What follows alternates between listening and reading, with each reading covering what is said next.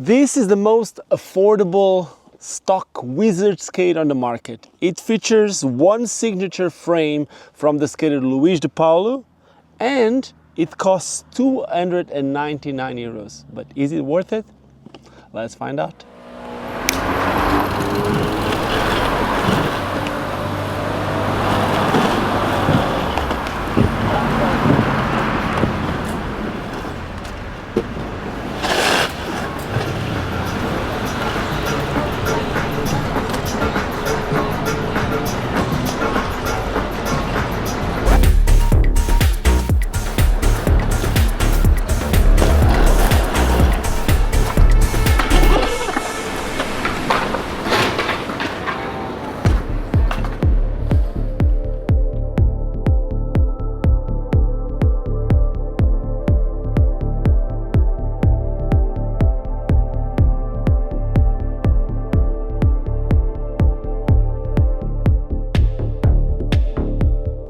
So let's do this. Hola YouTube, my name is Ricardo Lino and I'm a wheel addict. Disclaimer, I work for the company that makes these skates. It's called Flying Eagle. It's a proudly Chinese brand, and yeah, I'm their brand manager. So this is not a review. I usually don't call whatever I do review, because even if I'm going to be speaking about other product, there's a bias. I work for a skate company, so I think it's important that you know. Now, what I'm going to do today is I'm going to share some opinions about my experience with these skates. So this skate is called the FlyingEagle X5 Shrike Pro. There was the previous X5 skate from Flying Eagle, and it was also available in this color with the pinkish liner, and there was a darker, more like smoked gray version with black and white details liner. This was 2 years ago's model. Now for this year, this is different. The shell is similar, but the liner is completely different. This liner was already redesigned by the new team working with Flying Eagle, with myself included. I was not the person designing this skate. And the frame was designed in collaboration with the pro wizard skater Luís de Paulo. These wheels that come on this skate, these have been the wheels that I've been skating the most ever since they came out. It's been about 1 year. These are the Flying Eagle Rampage, and it's basically a really big tire wheel, meaning that it's a wheel with a very small core. It has a round profile, meaning that it's very stable on all positions, and it's a 88A wheel. So it's 80A, but does not feel like 80A because it has so much urethane that somehow it feels softer. It's cool for slides, and I didn't really got flat spots or anything with this. You may have seen me skating the 76s on some skates, the 80s on others. So this wheel is available in 76 and in 80. This one comes stock with that wheel, so that's cool. I don't have a lot to complain about this wheel. It's Chinese-made urethane. If you're one of those that only like American-made urethane, I can't complain about this Chinese-made urethane. It's good. The frame, well, the frame is redesigned from the previous Liberty 580 frame. It's a tiny bit lower. It obviously has a more clean-cut look. It has these beveled corners here. In terms of performance, it's more about being lower, but from what I know, the rockering is similar to the previous one. It's a 165 frame, so if you're one of those using UFS boots or looking for a UFS frame, this is not for you. And yeah, it's 6000 series. It's stiff. I'll be honest, I don't think I'm experienced enough with wizard skating to notice much of a difference between these and the other frames on the market. I know that some people really love the very stiff frames. Some people like frames that they are a little bit more flexible. These ones are for sure not flexible. This is an extremely stiff frame, but on this boot, you may not have the most stiff skate that you may think.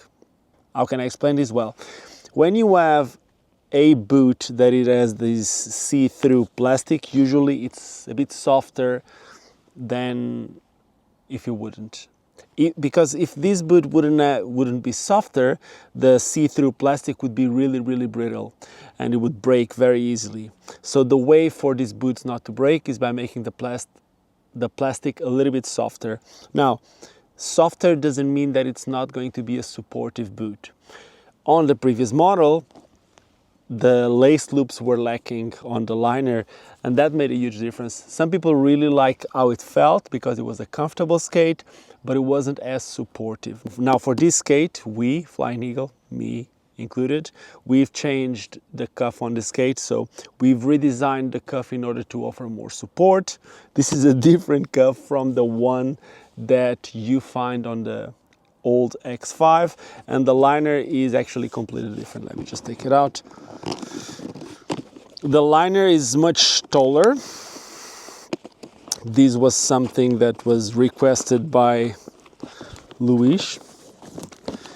And we have the integrated lacing with the boot, as you can see what I'm doing now. As you can see, the liner is much taller, it has integrated lacing, and this part here on top is very, very stiff.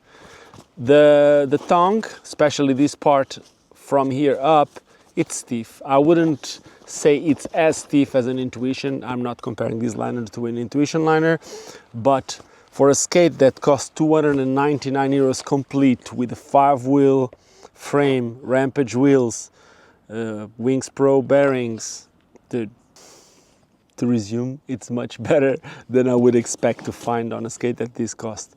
So yeah, another thing, it has a shock absorber, it comes with a slider. I'm not the biggest fan of the slider, I usually say it. Something that I like is that it's see-through. So if you want to use, example, if you're one of those that like that yellow Intuition liner, this skate will look completely different, looks like a yellow boot. Or if you're going to be using one of those crazy old My Fit liners with all these different colors, or even the Robbie Pete's liner, or another liner that is coming out next week, the skate looks completely different. And I like that. I like that customization part of it. I like how it fits.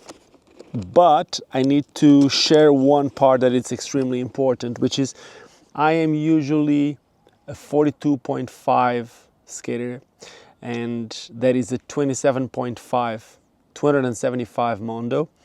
And usually on free skates, I go to a size 42 when they fit me, meaning that on a free skate or a big wheel skate, I try to get a really snug fill on my boots. And on my aggressive skates, for the past year, I started skating with biggish boots. Like I would go 43. Even if I knew that I could fit on a 42, I would prefer to have the room for my toes to spread a little bit when I land and all that. This time I went for a size 43. This is a 43-44 shell. And I'm going to be very honest, I'm still getting used to it. On a size 42, I know that I will feel more support. On a size 43, sometimes I feel it a bit roomy. So could I go for a size 42? Yes, I should probably even go for a size 42 if I'm going to be skating such a long frame. And for the type of skating that people do when they buy a skate like this. So if you are a 275 Mondo, you will be able to fit on a size 41, 42. You'll be able to fit on a 42. I tried to go like this. I'm still trying to adjust. I wouldn't say it's bad. I just need to understand how the 42 fits. So I should be going to Flying Eagle factory next week.